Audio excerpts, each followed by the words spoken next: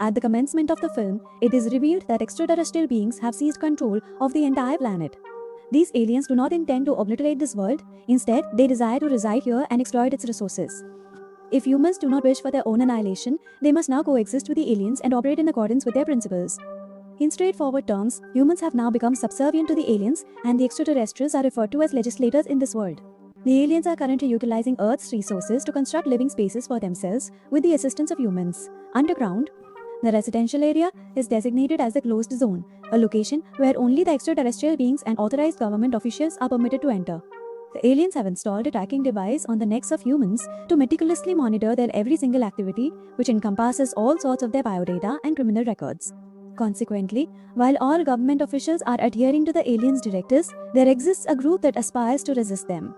They wish to initiate a battle against the aliens so that others may join them in combating the aliens and ultimately expel them from the world. The organization is referred to as the Phoenix and its leader is Kesh. It is evident that Pace had formulated a strategy to obliterate the aliens' base and had rallied numerous individuals to accompany him. But regrettably, his plan did not come to fruition. The aliens were not vanquished, and he himself perished during the mission. At this juncture, we are introduced to Gabriel, who was indeed a sibling of Rep, and following Rep's demise, he commenced employment at a data recovery center. In any case, the scene transitions to a police officer named Dulhan, who is also employed by Arias. Today, in the newspaper, he perused an advertisement from the Phoenix organization and discerned that it was, in fact, a clandestine communication from the Phoenix rebel group. This implied that not every single member of Phoenix had met their demise in the preceding incident. A number of rebels were still alive and strategizing to combat the extraterrestrial beings. It was disclosed that William was an acquaintance of Gabriel's father.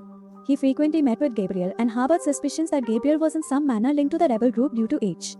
He was convinced that Gabriel could furnish information regarding the rebel group to William, thereby aiding in the success of William's mission to apprehend the rebellious faction, after which William could potentially receive a promotion. Nevertheless, Gabriel had never sustained any communication with Rep's group, nor did he desire to.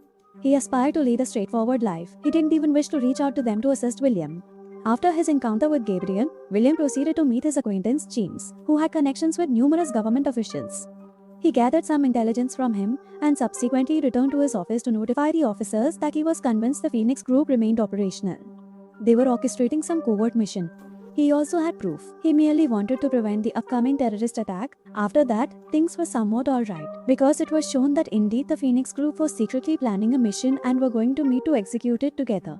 The one who initiated this mission had left, and Rep was inspired to start this mission by his dire situation. It is shown that in 2019, the aliens had imposed martial law. Sykes' dad, despite being a police officer, was not willing to endure the subjugation by the aliens. Therefore, he was directing from above the city.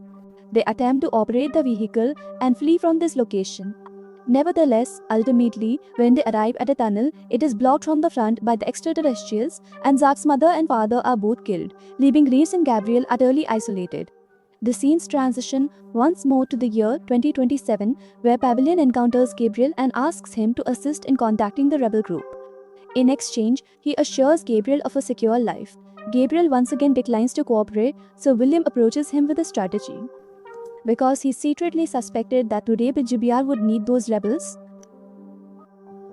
Now KBL wants to show it to his company, where they were collecting data on everyone for the aliens. This was a database where he saw that his clique had written secret information on a small piece of paper, although she knew she would be watched by the camera. After this, the dealer makes a cigarette out of this paper and gives it to Gabriel so that Gabriel can seal this information to the Phoenix group. When Gabriel tries to meet a member of Phoenix, the member quickly grabs him and attaches a device to his neck that hacks his entire tracking system, and the location was incorrect. After this, he takes him to his secret location where after a long time he sees his brother alive. That is to say, until now we were told that now Sachin was killed in his mission, he had gone underground after that mission and had removed the alien's implanted device from his neck so that he could not be tracked, and even today he was plotting against the aliens. Now Aige takes the information from Gabriel that he had. He gives him some money and tells him to leave the city. This is because once the machine is executed, there should be no Gabriel's link with the Phoenix group would be exposed, leading to his arrest. But Rep didn't want this. Gabriel was also set to lead the city following Rep's orders. Phoenix had learned that during the upcoming soldiers' rally, aliens were expected to attend alongside the city's mayors, and they needed to carry out their mission then. They aimed to target the areas using a bomb. Only invited guests could enter Australia. Uninvited individuals weren't allowed. Their challenge was getting inside and tracking the mayor. They also needed to track the location for which the password had been given to them by the real source, and they required a bomb that could not be detected by aliens or any machine. One of their scientists managed to create such a bomb. This bomb was made from organic materials, meaning no metal was used, so it wouldn't be detected by metal detectors. Upon touching this material, it would become invisible, and when touched twice, it would cause a massive explosion. The day of the rally finally arrived. The day before the rally, Ryber's entire group had the devices removed with the help of a doctor. Although doing so could have proved fatal, everyone took this risk for a major mission. Despite removing the aliens' tracking devices, they still needed some tracking devices that would grant them access inside the rally. They needed the tracking devices of those who were already invited here but had passed away. They took these people's tracking devices and placed them under their teeth, along with other. They carry sodium cyanide, which is poison, so that if they are caught during the mission, they can take the poison and die without revealing anything. With the help of the Yuri tracker, they managed to enter the stadium using fake profiles, but now the mission seemed difficult. Phoenix's group was in a tough spot, but Phoenix did not give up and managed to detonate the bomb, killing the aliens and the mayor. After this, their mission was to go underground safely. This attack angered the aliens, and they summoned reinforcements from their planet. They had summoned reinforcements to capture the attackers. The devices that had helped them gain entry into the stadium had been dropped, making tracking difficult. However, there were many questions from the aliens regarding the government officials. To locate the interests, namely the Phoenix group, they resorted to facial recognition. They decided to find them by looking at their pictures. According to their plan, the entire Phoenix group was to be rescued by another individual. He insisted, however, that he wanted to speak to his wife one last time before going underground, as he would be unreachable after that. They couldn't keep in contact with anyone. It was discovered that his face had already been captured, and it was confirmed that he was a terrorist, so to capture and blackmail him, the police arrived at his house. As soon as he called home, the police answered, having already taken his wife and daughter hostage. They used his family to blackmail him and found out about his other associates. Meanwhile, when the Phoenix group's member didn't come to pick them up on time, they decided to use their own plan and make a local escape from the city. They managed to get on buses. They had managed to sit on the track. However, due to the betrayal of their comrade, the police stopped them halfway. The aliens quickly enter the bus and first encounter their initial accomplice.